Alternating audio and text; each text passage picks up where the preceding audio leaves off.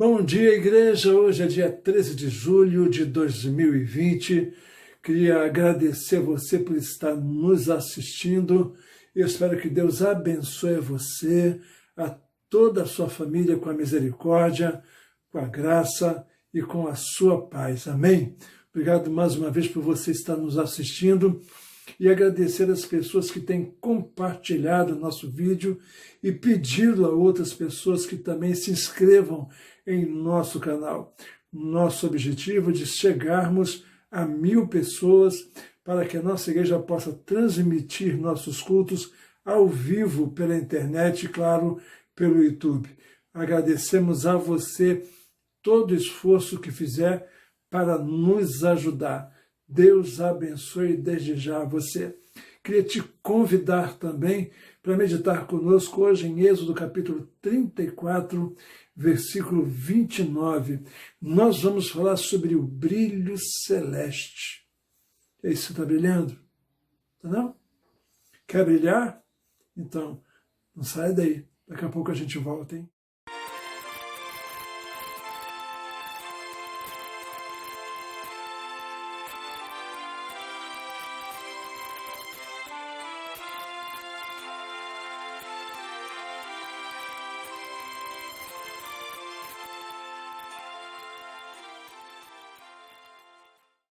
Bem, irmãos, estamos de volta. Eu queria ler com você Êxodo 34, versículo 29, que diz assim: Ao descer do monte Sinai com as 2 tábuas da aliança nas mãos, Moisés não sabia que o seu rosto resplandecia por ter conversado com o Senhor.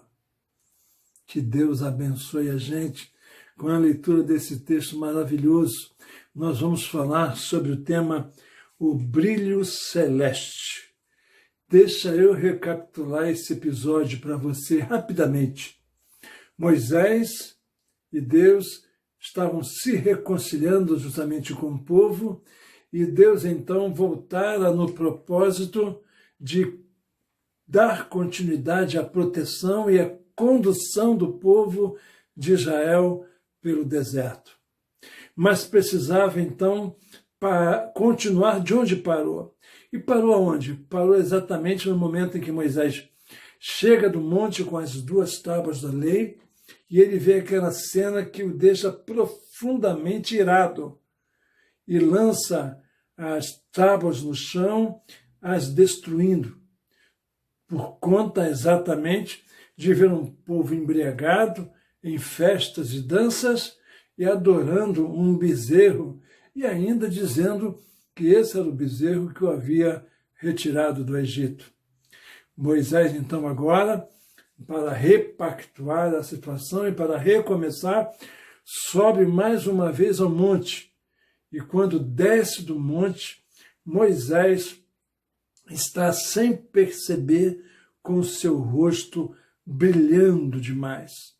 E ao descer do rosto brilhando, a primeira coisa que acontece é que Arão e os sacerdotes, Arão e os líderes se afastam de Moisés com medo. O que será que eles estavam pensando, hein?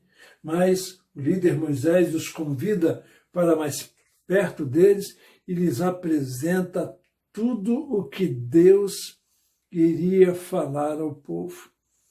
É uma lição tremenda que nós vamos meditar hoje. Gostaria que você fixasse a sua atenção no que nós temos para falar. E a primeira coisa que nós temos que falar é sobre a questão de aliança com Deus. A aliança de Deus era uma aliança que dava um novo horizonte ao povo de Israel. Eles que estavam num quarto escuro, esbarrando em todas as coisas sujas, sem perceber que aquilo desagradava ao próprio Deus, agora são iluminados por Deus pelos 10 mandamentos. Ou seja, agora o povo vai ter discernimento entre saber o que pode e aquilo que não pode fazer. É aí que está se concretizando a árvore da ciência do bem e do mal, quando Adão e Eva escolheram viver por esta árvore. Agora o povo de Israel vai viver por meio dessa ciência do bem e do mal. O povo, então, começa a saber que quando peca, precisa se arrepender, e ao se arrepender, precisa oferecer um sacrifício, uma oferta, para que o seu pecado seja apagado. Ele confessa ao sacerdote, que confere a sua presa, a sua oferta, e então o processo de perdão coloca em prática dentro do tabernáculo. Esse processo, essa nova aliança, foi desfeita pelo Senhor Jesus tempos mais tarde, quando ele, em Lucas, capítulo 22, versículo 20, celebrava a ceia dele, a ceia do Senhor Jesus, e ele disse assim, lá em Lucas 22, 20, semelhantemente tomou o cálice depois da ceia, dizendo, este cálice é um novo testamento do meu sangue, que é derramado por vós. Então agora não é mais por questões de sacrifícios de animais que nós obtemos o nosso perdão. O sacrifício foi oferecido de forma definitiva pelo Senhor Jesus Cristo, ou seja, o Senhor Jesus Cristo é o Cordeiro de Deus que tira o pecado de algumas pessoas, não, de muita gente também não, o Cordeiro de Deus que tira o pecado do mundo. Que mundo é esse? Todas as pessoas, independentemente se elas querem ou não? Não. O Senhor Jesus vai tirar o pecado, eliminar o pecado de todas as pessoas que creem nele como Salvador e Senhor, de pessoas que creem nele, se arrependem dos seus pecados, pedem perdão, pessoas que creem nele e reparam os seus erros, como comprovação de que estão arrependidos. É essa nova aliança que nós estamos vivendo hoje em dia. A aliança que Deus estabeleceu com Moisés é a aliança que mostra, revela a aliança optada por Adão e por Eva, sua esposa. Ou seja, é a árvore da ciência do bem e do mal. E essa aliança que Jesus está estabelecendo foi anunciada no passado, como o livro de Hebreus, capítulo 8, verso 8, diz o seguinte, porque repreendendo-os, lhes diz, eis que virão dias, diz o Senhor, em que com a casa de Israel e com a casa de Judá estabelecerei uma nova aliança. Deus decidiu que este tipo de aliança de Moisés com Deus precisaria deixar de existir, assim como nós observamos hoje em dia o fato de que para eu ter os meus pecados perdoados, eu preciso me arrepender de verdade. Na aliança de Moisés com Deus, as pessoas diziam estar arrependidas e elas acreditavam de verdade que porque trouxeram a sua oferta, estavam remidas de seus pecados. O que Jesus quer fazer é tirar um coração de pedra e nos dar um coração de carne, um coração sensível. Outra coisa que a gente percebe é o tempo que Moisés gasta lá. E isso me impressiona, o tanto que a Bíblia fala deste número chamado 40. Quando olhamos para o Velho Testamento, nós encontramos inúmeras vezes a presença do 40. E nós não vamos repetir, porque são muitos. Primeiramente, só para você lembrar alguns, nós encontramos Noé, depois do dilúvio, navegando um dilúvio que dura 40 dias e 40 noites. Nós olhamos para o próprio Moisés, que toda a sua juventude ficou no palácio de Faraó com a sua mãe adotiva. Isso durou 40 anos. Depois ele precisou fugir para o deserto e encontrou lá o seu sogro Jetro, a sua esposa Zípora, e lá permaneceu por 40 dias, ou 40 anos. E agora, quando ele volta ao Egito, liberta o povo, vai peregrinar pelo deserto 40 anos mais uma vez. O Senhor Jesus, diz o texto, que jejuou, o Espírito Santo levou até o deserto, e lá jejuou por 40 dias e 40 noites, capacitado plenamente. Satanás foi tentá-lo e saiu de lá envergonhado. Graças a Deus, não é verdade? O número 40 é, por assim dizer, um número perfeito, um número de um tempo que certamente nós precisamos aplicar na nossa vida. Eu creio mesmo que os tempos que nós estamos vivendo de pandemia, tempo de quarentena, né, seja um tempo que tenha uma medida certa para nós. De alguma maneira, Deus vai chegar no momento que vai dizer assim, já chega, já ensinei tudo o que eu precisava ensinar ao meu povo. É muito verdadeiro também se nós pensarmos que nós vamos ter muita gente, muitas pessoas que são do povo de Deus, que deveriam estar sensibilizadas por esse tempo que nós estamos vivendo e que elas não estão prestando atenção, não estão se dando conta. Para elas é só uma pandemia, é só uma coisa desagradável que está acontecendo. Mas deixa eu chamar a sua atenção para isto. Isto tem um propósito de Deus. Então é preciso que você aproveite essas oportunidades, reconcilie-se com Deus se você está afastado. Se você não ainda entregou a sua vida ao Senhor Jesus, entregue a sua vida ao Senhor Jesus, decida isso, procure a igreja, procure o seu pastor, procure um pastor e fale com ele, ó, Senhor, pastor, eu quero entregar a minha alma para Jesus. 40 dias e 40 noites. Esse é o tempo que nós estamos vivendo. E aí Moisés passa lá no Monte Sinai 40 dias e 40 noites. Que coisa interessante essa que nós estamos vivendo. Não é verdade? O Senhor Jesus é algo que nos ensina profundamente a palavra de Deus. E eu queria, no último ponto, falar com vocês a respeito de que o que fazer para ter o brilho no rosto, o brilho celeste no rosto. Nessa cena de Moisés, ele chega no pé do monte e as pessoas têm medo de Moisés. Medo do que Moisés se transformou. Não dá para a gente ficar meio que preocupado mesmo ao ver uma pessoa com os olhos, com o rosto resplandecente, resplandecia um brilho celeste no seu rosto. E esse brilho celeste no rosto de Moisés assusta a liderança, a começar de seu próprio irmão Arão. Ficaram com medo de Moisés. A primeira reação que a gente pode observar é que parece que brilhar celestemente na vida das pessoas e no meio do povo parece ser algo que nós temos medo. Quando nós olhamos alguém abençoado, quando nós olhamos alguém que Deus tem usado para a honra e glória do seu nome, parece que as pessoas às vezes ficam meio que assustadas. E algumas pessoas chegam mesmo a se fazer de pessoas usadas por Deus. E isso é um grande perigo.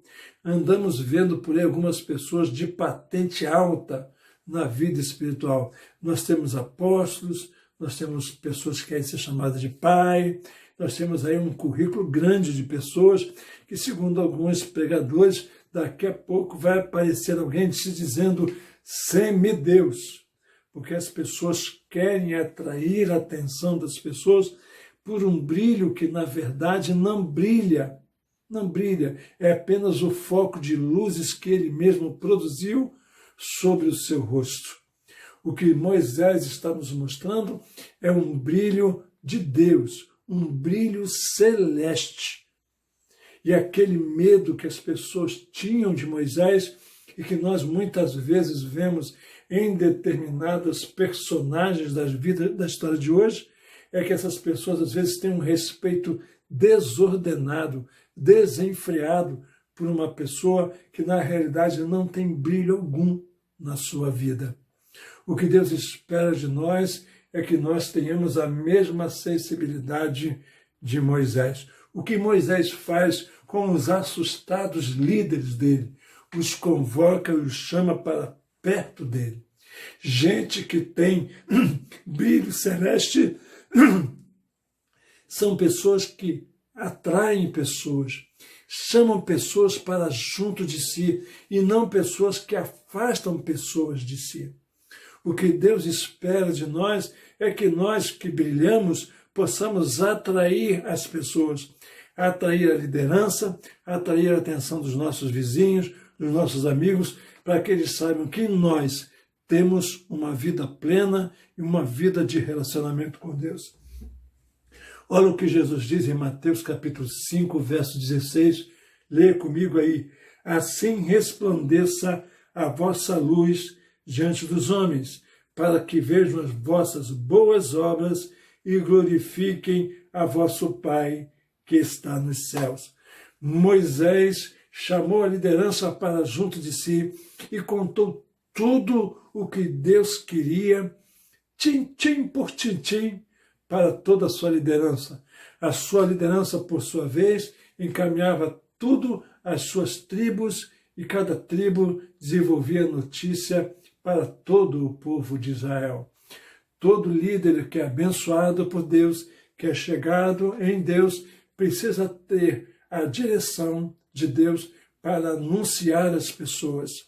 Por isso precisamos estar com Ele no monte, não no monte de coberta, mas no monte do Senhor. Não é um monte que a gente sobe, como algumas pessoas acreditam ter só lá a oportunidade de nós chegarmos a Deus. O Senhor Jesus mesmo disse que nós podemos entrar no nosso quarto e em secreto nos reunirmos com Ele. E quem sabe saiamos dos nossos quartos com um rosto resplandecente. Resplandecente porque a glória de Deus, o favor de Deus está sobre nós. Porque nós de fato estamos capacitados para reluzir a luz sobre as pessoas. No livro que nós acabamos de ler, onde Jesus nos convoca a resplandecer a nossa luz diante dos homens, é aquela luz a que ele se referiu, que já falamos aqui, quando ele diz que ele é a luz do mundo, que nós somos o sal da terra, nós somos como luzeiros de Deus para iluminar as pessoas. Nós precisamos entender que nós somos chamados por Deus para brilhar na vida das pessoas. As pessoas estão precisando de pessoas, o mundo está precisando de líderes de Deus, de pessoas que possam transmitir a mensagem de Deus com autoridade. Quantas pessoas pregam e nada dizem? Quantas pessoas estão anunciando mais favores financeiros do que, na verdade, o favor de Deus? Quantas pessoas estão mais preocupadas em arrecadar fortunas do que, na verdade, trazer fortunas espirituais ao povo de Deus? A Bíblia diz que onde estiver o nosso tesouro, aí vai estar o nosso coração. O coração de um líder que ama Deus está na presença de Deus. O coração de um líder que ama o Senhor, gasta tempo com Ele. O coração de um líder que ama ao Pai Celeste, divide a responsabilidade e informa tudo o que outros líderes precisam saber. E todos os líderes precisam captar tal informação e fazer cumprir aquilo que Deus nos manda. Que Deus abençoe você, que Deus abençoe a sua igreja, Deus abençoe seu ministério, sua vida. E eu queria orar com você. Senhor Deus e Pai, nós queremos te agradecer por tão grande carinho teu. Senhor, em nome de Jesus, queremos agradecer pela tua luz, pelo teu brilho celeste em cada um de nós. Queremos te agradecer pelo privilégio, ó Deus, de sermos luz no mundo em que nós estamos vivendo. Te pedimos, ó Deus, que tu abençoe as pessoas que estão distantes de ti, que por algum motivo, alguma maneira, acabaram perdendo a luz que vem de ti dentro delas. Restaura-lhe, ó Deus, a luz que havia dentro de cada uma delas. Seja, ó Deus, com a tua igreja espalhada pela terra. Em nome de Jesus, cuida dela, Senhor Deus. Permita que ela possa ser um valor a mais num mundo tão difícil que nós estamos vivendo. Que sejamos todos luz, ó Pai. Pai, abençoa aquelas pessoas que estão em casa hoje doentes. Pedimos que Tu restaure a sua saúde. Aquelas pessoas que estão em depressão, que elas sejam confortadas e consoladas. Renova, Pai, a alegria no coração de cada uma delas. Pessoas, ó Deus, que perderam parentes e amigos nesses dias de quarentena. Senhor, consola, conforta. Abençoa a vida de cada uma dessas pessoas. Abençoa, Deus, a todos os políticos do mundo, políticos que precisam estar afinados, ó Deus, com a necessidade do povo e não com as suas próprias vontades. Abençoa os prefeitos, governadores e abençoa também o nosso presidente da República. Nós oramos e agradecemos, Pai, em nome e por amor de Jesus. Amém e amém. Que Deus abençoe você e que você seja uma luz nesse mundo. Que você tenha o rosto celeste, o brilho celeste. Até amanhã, se Deus assim o permitir.